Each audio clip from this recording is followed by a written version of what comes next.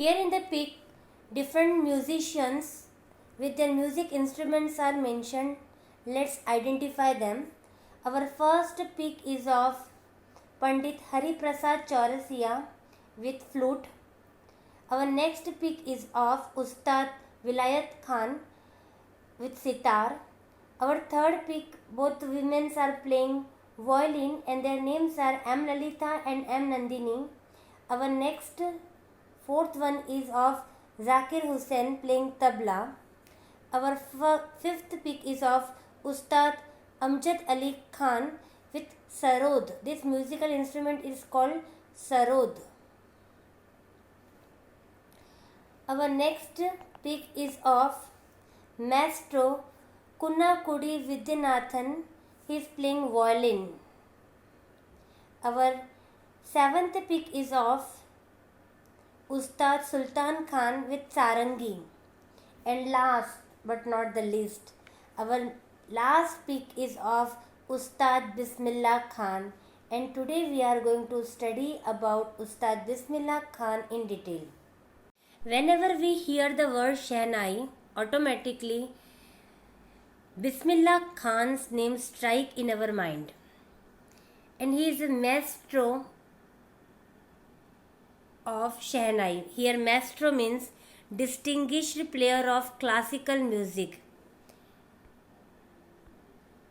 Emperor Aurangzeb banned Pungi in his royal residency.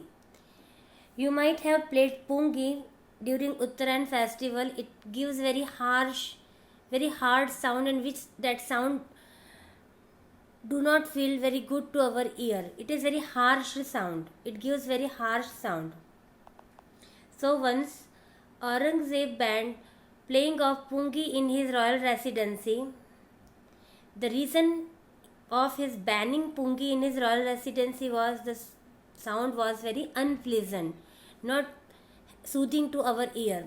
So Pungi became the generic name for reeded noise maker. Here generic name means a name given to a class or group as a whole. So it's a noise maker instrument. That's why it has been given a generic name. Few had thought it would not revive. Revive means come in life. So several people were thinking that it's a king's order. It should be banned completely in the royal residency. So nobody started playing or nobody tried to play it. So everybody was thinking that one day it would revive. But it is the opinion of very few people. There was one barber who belonged to a professional musician's family. He took the task of reviving it. Reviving means bring in life again. So in Royal Palace he was associated, that barber, that Nai was associated with Royal Palace. So he decided to improve the tonal quality of Pungi. How was the tone of that Pungi earlier? It was unpleasant sound, harsh sound. And that barber decided to improve the tonal quality. So first what he did, he chose a pipe. It was a hollow stem. It was longer and broader than Pungi. So this time when he was doing improvement in the tonal quality, he kept some technical things in mind.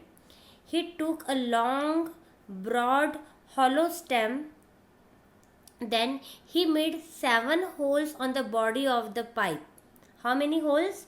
There were total 7 holes were made by him.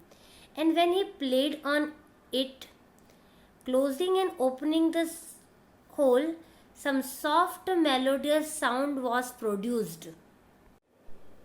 Now see here, after making several improvements in the body of the instrument, he started blowing air in it, and while blowing the air, some holes he was opening and some holes he was closing.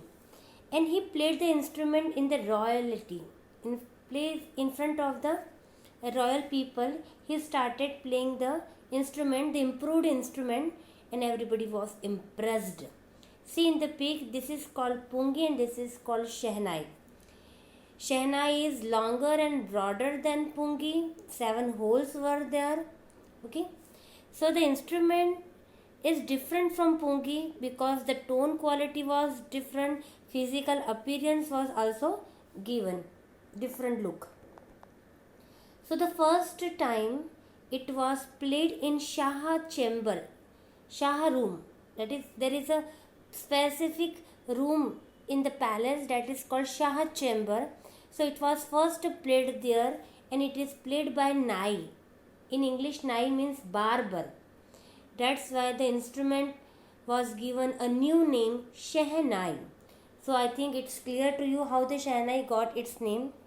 The barber did the tonal improvement, physical improvement in the musical instrument. Then he played first time in Shah chamber, and it was played by Nai. That's why the instrument got the name Shehnai. The sound of Shehnai is very auspicious. Auspicious means very pure, and that's why it was played during the puja time in temple or in northern wedding. In northern wedding, the weddings are considered incomplete if any Shehnai is not played there. That's why it is indispensable component of the northern wedding, inseparable part of the northern wedding. Here definition is also given. Indispensable means without which a piece of work cannot be done. So because of the beautiful melodious sound of Shehnai, it was considered auspicious, very pure, and it was still played during the puja time in temple, and it's an inseparable, indispensable part of northern wedding. In the past, Shehnai was a part of Naubat. Naubat means a part. There are 9 musical instruments, and Shehnai got a position in the first 9 reputed musical instrument, that is called Naubat. So in the past, Shehnai was considered a part of Naubat and traditional ensemble. This word should be pronounced ensemble because here it is mentioned. Ensemble means things considered as a group. So it was a part of musical instrument group. There were total 9 instruments were considered pure and given a place in the royal court, and Shehnai was one of them. Till recently it was used only in temples and wedding, but there was one person who brought this classical instrument at national and international level and in classical stage also. When Bismillah Khan was just a child of 5 years old, he used to play gilli danda near the pond of ancient estate of Dhumrao in Bihar. So in Bihar there is a ancient estate named Dhumrao. So on the pond, near the pond, he used to play gilli danda when he was just a child of 5 years old, and he used to go there regularly. There was one temple of Bihariji. Bihariji means Krishna's temple was there, and he was singing Bhojpuri Chaitya over there. Here Chaitya means we can say that bhajan. So he used to go there regularly and used to sing Bhojpuri Chaitya, and at the end of the performance he used to earn a big laddu. And what a surprising thing, the weight of that laddu was 1.25 kg. The priest was offering that laddu to that Bihariji, and then later on he was distributing the laddu, and the major portion, who was getting that major portion? Bismillah Khan. So in that attraction, he used to go to the temple every day, and that prize was given by local Maharaja. So in the third paragraph, what things should be kept in mind? Bismillah Khan's childhood is described here. 5-year-old Bismillah Khan used to go to play gilli danda near the pond of Dhumrao, Bihar. Regularly he used to go to Bihariji's temple to sing Bhojpuri Chaitya, and at the end of performance the priest used to give him 1.25 kg, and that laddu was a prize given by local Maharaja. This happened 80 years ago, and when he became quite mature and completed the 80 years age, he was given India's highest civilian award, that is called Bharat Ratna. This award is a very biggest India civilian award. So Bismillah Khan, because of his good work in the playing of Shehnai, he got this award.